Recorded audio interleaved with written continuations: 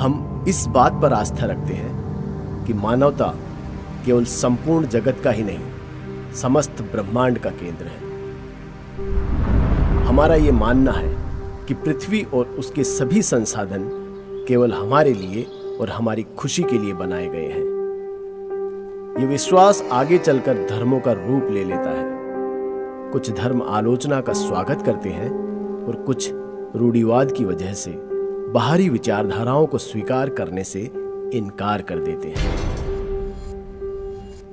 हम मनुष्यों ने तो इस रूढ़िवाद से प्रेरित होकर धार्मिक पुस्तकें भी लिख डाली, जिनमें हमने केवल उन बातों का जिक्र किया है जो हमारी मान्यताओं से मेल खाती थी। इनके अनुसार ईश्वर ग्रह नक्षत्रों, सितारों, ब्लैक होल्स और आकाश गंगाओं का निर्माण सिर्फ इसलिए करता है ताकि मनुष्य सदा के लिए सुरक्षित और आनंदित रह सके और मानव सभ्यता को सभी संसाधन प्राप्त होते रहें। इस सोच की वजह से हम ये भूल जाते हैं कि ऐसी कई प्राकृतिक दुर्घटनाएं हैं जो इस बात को साबित करती है कि ये ब्रह्मांड मानव मात्र के लिए नहीं बना है और हमारा एक ऐसे ईश्वर को मानना जो हमसे प्रेम करता है एक भ्रांति मात्र है। हमें स्वयं को इस रूढ़िवाद से मुक्त करना होगा। ईश्वर में विश्वास इस बात का प्रतीक है कि इंसान का दिमाग अभी भी एक मासूम बचपन से गुजर रहा है। हम धार्मिक ग्रंथों में मौजूद काव्यात्मक भावों की सराहना कर सकते हैं। हम धैर्यपूर्वक ईश्वर के बारे में कही गई सारी बातों को सुन सकते हैं। हम ये मानकर चल सकते हैं कि इस प्रकार का विश्वास इंसानी दिमाग के क्रमिक विकास का एक आवश्यक हिस्सा है। सभी धर्म ग्रंथ एक जैसे नहीं होते।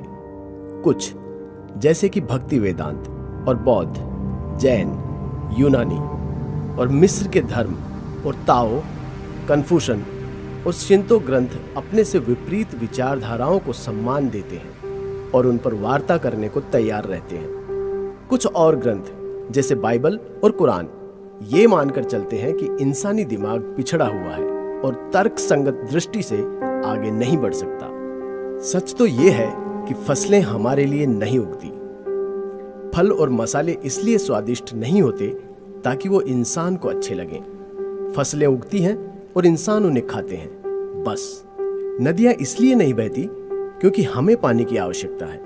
नदियां बहती हैं इसलिए हमें पानी मिलता है। डायनासोरों के युग में भी नदियां बहा करती थी, फूल खिलते थे और आकाश में तारे भी चमकते थे। जब पृथ्वी पर शीत युग चल रहा था, यहां तक कि पृथ्वी के जन्म से पहले भी सूर्य आकाश में बेरोक टोक चमकता था।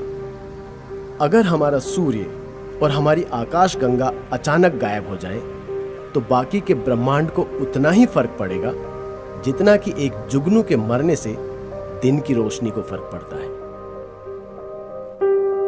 एक ऐसा अनंत और अविचलित ब्रह्मांड जिसे सैकड़ों सूर्यों या सौर मंडलों की मृत्यु से कोई फर्क नहीं पड़ता, इसे हम ईश्वर मान सकते हैं।